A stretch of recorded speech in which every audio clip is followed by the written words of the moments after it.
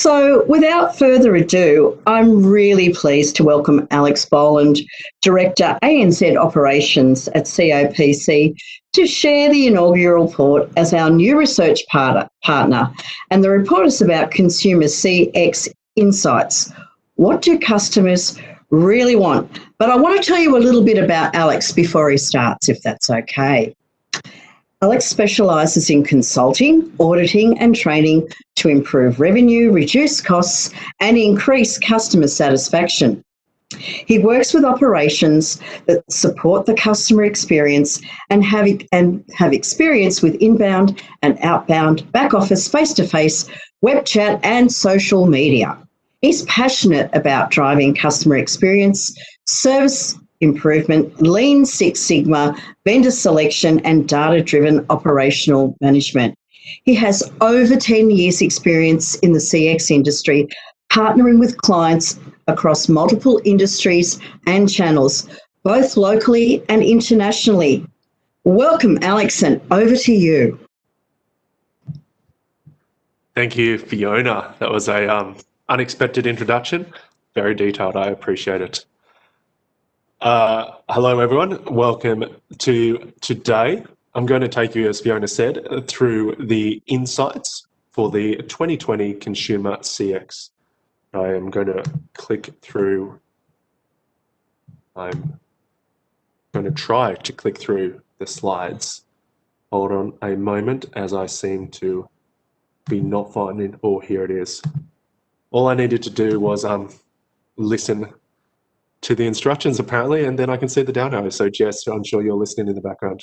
Thank you for your instructions. So here we are, the 2020 Consumer CX Survey.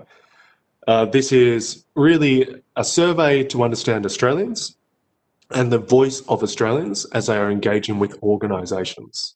So it was created by us at COPC, but in partnership with Auscontact. COPC, many of you have actually worked with us, but we are consultants that specialise on customer experience operations. That's our whole focus. And we've had the privilege of working with many of the organisations on this call, as well as internationally. I'm based in Sydney in Australia, but I do a lot of work in Southeast Asia. Prior to COVID, I did a lot of work in Southeast Asia, and we do work in North America and Europe. Let's put that to the side and let's talk about this report.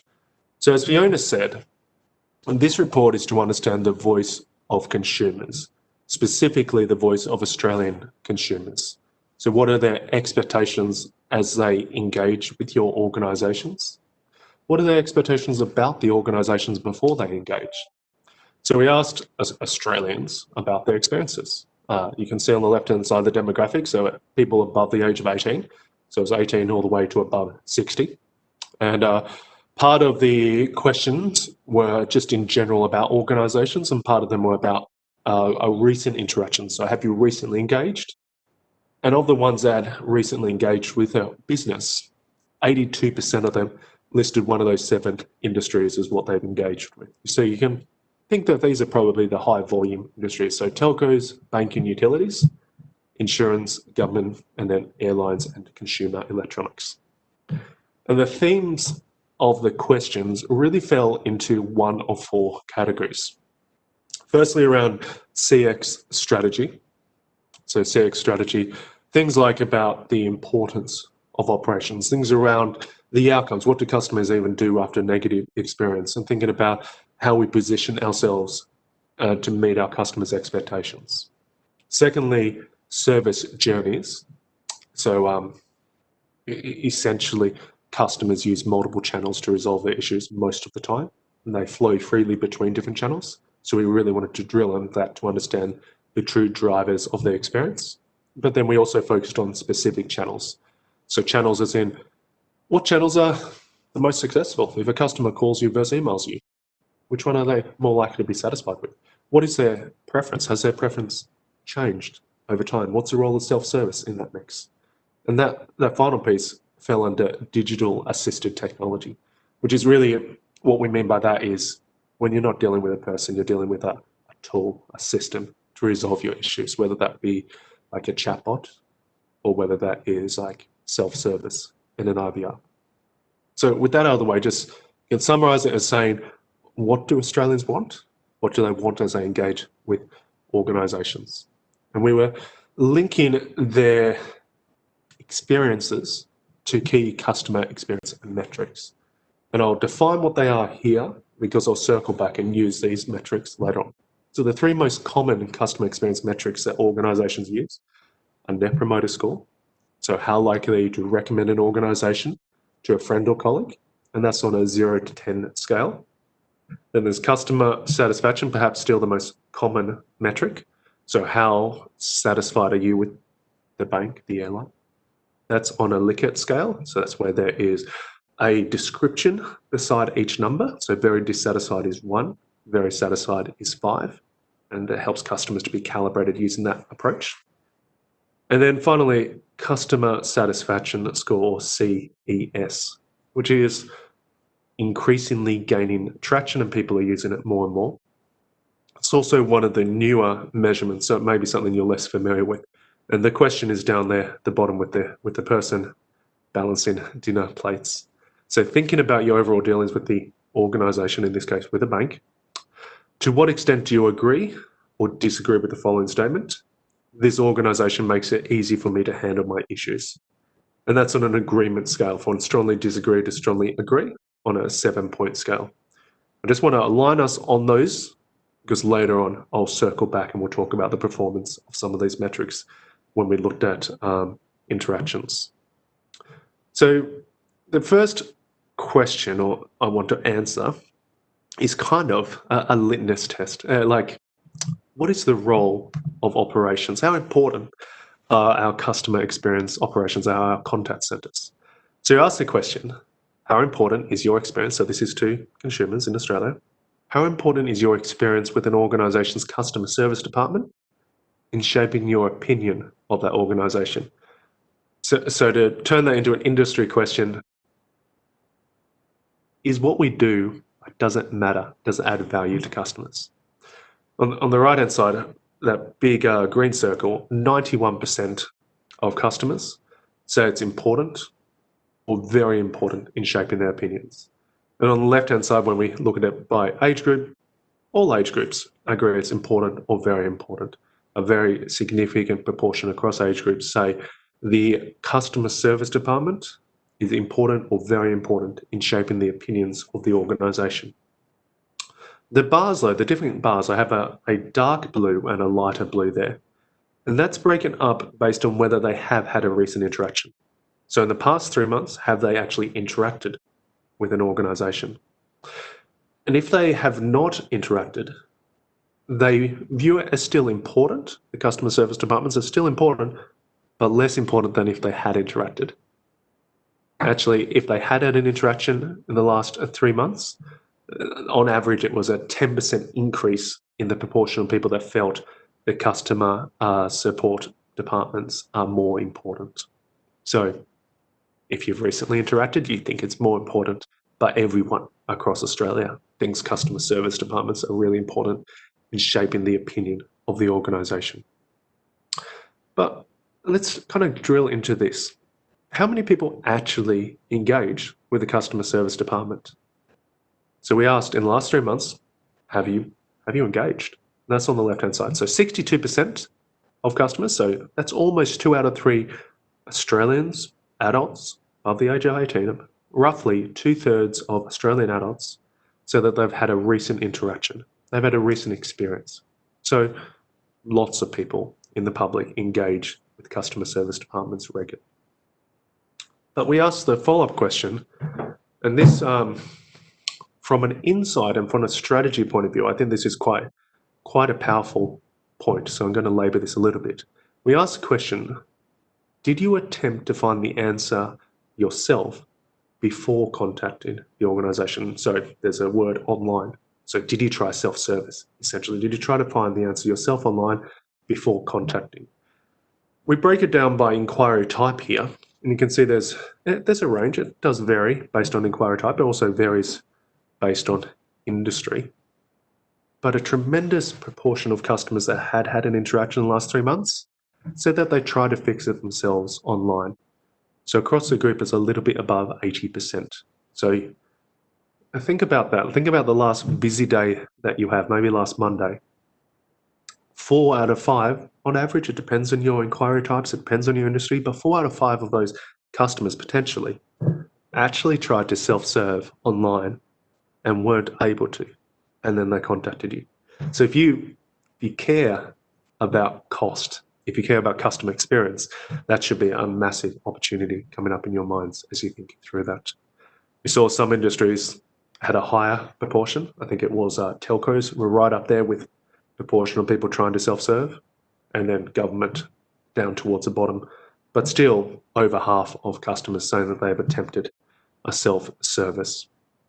But where did they attempt their self-service? Well, perhaps not terribly surprising. Of the 84% of people who said that they attempted self-service, a full 80% said that the website is where they went. 15% on the app and 5% on another website. But this is right now, in 2020, in the last 3 months. And that made me wonder, what is the trend?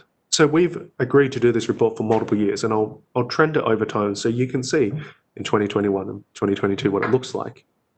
But I did break it down by age group. And what we found is that the 18 to 29 age group were nearly twice as likely to have attempted self-service in a mobile app compared to the older groups in the data, which I suppose my hypothesis coming out of that is that we will see the 80% drop in, we will see the 15% increasing as a greater proportion of people are attempting self-service through mobile apps.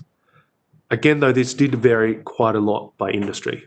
So for those of you on the call from superannuation, for instance, it was very low attempting through a mobile app, far higher attempting through the website. So keep in mind, this is Australia. This is not specific to an industry in this particular data. But where do customers actually, or not where, how do they rather contact you? What is their preference? So think about this question saying, if they had to get in contact with you, how would they like to do it? The actual wording was, if you knew that your issue would be resolved, regardless of channel, what would you like to use? And almost 2/3, 60%, said phone or email, so those more traditional channels are their preferred channel. 13% said web chat, 10% self-service, face-to-face was down at 9%, messaging and a video around 5% each. So the more traditional phone and email absolutely dominate the customer's preferred channels. But again, this is just a moment in time. So we had a second question. This I quite like this slide. The second question was, has your channel recently changed? Has your preferred channel recently changed? And what you'll see here is almost the same chart, but now we've split it out by the people who said my channel has changed or my preferred channel has not changed, but then based on what is your current preferred channel. So the blue is people who said my channel has not recently changed, my preferred channel has not recently changed. The green is where they said my preferred channel has recently changed. And recently, I think the wording we used in the question was in the last 2 years. So it's not just in the last month, in the last 2 years, has your preferred channel changed? The way to interpret this chart, if there's a channel, for instance, email, where the blue is bigger than the green, it means that customers are moving away from this channel. And if there's a channel, for instance, web chat, which was an extreme example, where the green is much higher than the blue, it means that customers are moving to this channel when they have a choice. That's more of their preferred channel. So what we see is that there is a decline in preferred channels for phone and for email. There is a more significant decline in person, which for those of you based in Australia in the last 3 months, there might be reasons why people are going less to retail for support, so less to face-to-face. And then self-service, an increase. Messaging, an increase. Zoom, Skype, a lot of people saying they would prefer that as a channel. And then web chat as well, having a really significant growth. So I suspect we will see a transition to more of the green in the future, away from the blue in this chart. But this is not about a recent transaction. This is saying, if you were getting in contact, what channel would you like to use? The reality is that actually, the way we've structured our organizations, we sometimes take it out of the customer's choice, and they need to meet us where we are, as opposed to us meeting the customers where they're at. So we asked this question: did you have to use multiple channels like phone, email, and social media to resolve a single issue? And then if they said yes, why? So this is not saying did you need to make more than one phone call. It's did you actually have to change channels? And 66% of customers, so 2 out of 3, over 50%, says that they have to use multiple channels to resolve a single issue. That's a lot. That means that that phone call that you took today or your staff members took today, probably the customer had an interaction before that, maybe on email or chat or on the website, or they'll have an interaction after. Maybe they'll have lots of interactions. As in, we need to think less about how well are we managing phone or email or web chat as discrete, and how well are we managing the service journey as a customer flows between channels. When we look at why on the right-hand side now, in this bar, why did you use multiple channels to resolve an issue? The largest two are things that are outside the customer's control. They say that they made me do it. The organization made me do it. I was forced to because of the process, 37%, or I was forced to because of the complexity of the issue, 29%. Much smaller proportion say they chose to out of convenience or to speed up resolution. So most customers use multiple channels to resolve a single issue. Most of the time that they do that, it's not because they wanted to, it's because as an organization or organizations, they have to do it.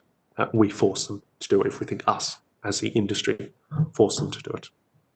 So let me combine this with some of the previous thoughts as well as some of the resolution data that we also had and take you on kind of the journey that customers go through. So of all the respondents, roughly 2/3, 62%, made contact.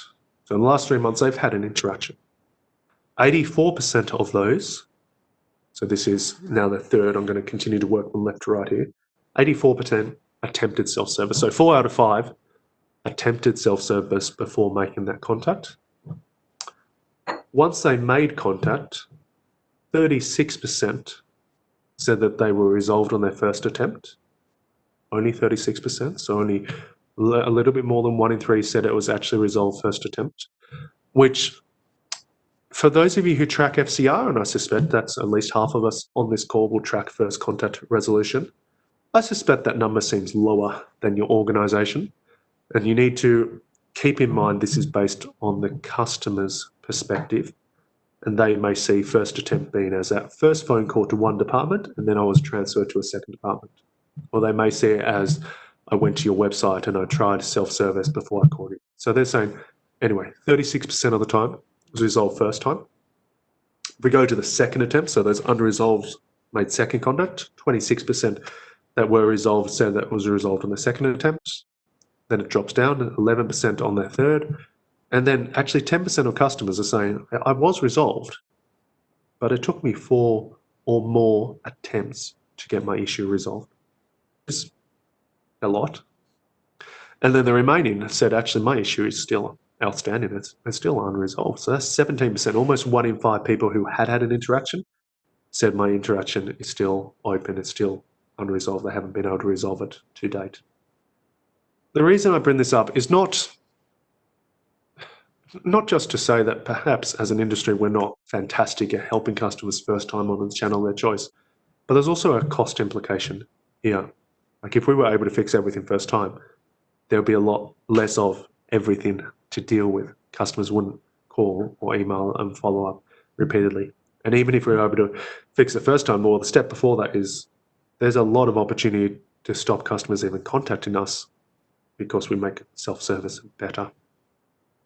So I wanted to drill into these two, so resolution and number of attempts, because it's such a strong driver of those CX metrics that we talk through later. So this chart has 3 different So this slide has 3 different charts. They are the 3 metrics we discussed.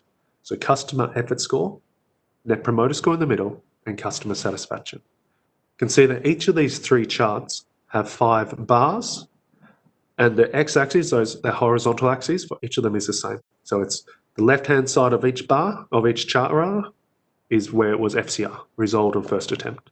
The second is where it was resolved on 2 attempts, 3 attempts, 4, and then the 5th bar of each chart is where it's not resolved.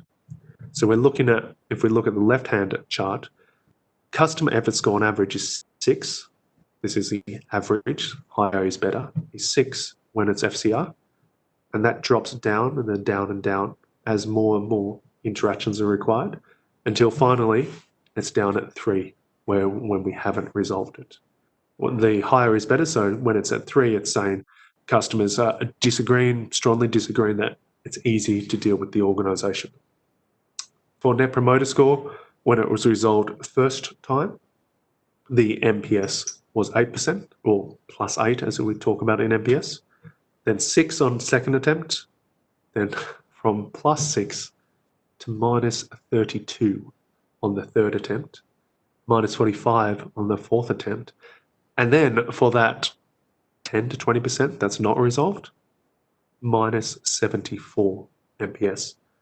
So essentially, almost all customers, not just saying they're not promoters, not just saying they're neutral, saying they're actually detractors.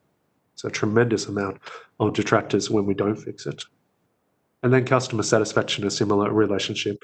So above 90% saying that they're satisfied or very satisfied when we fix it first or second time.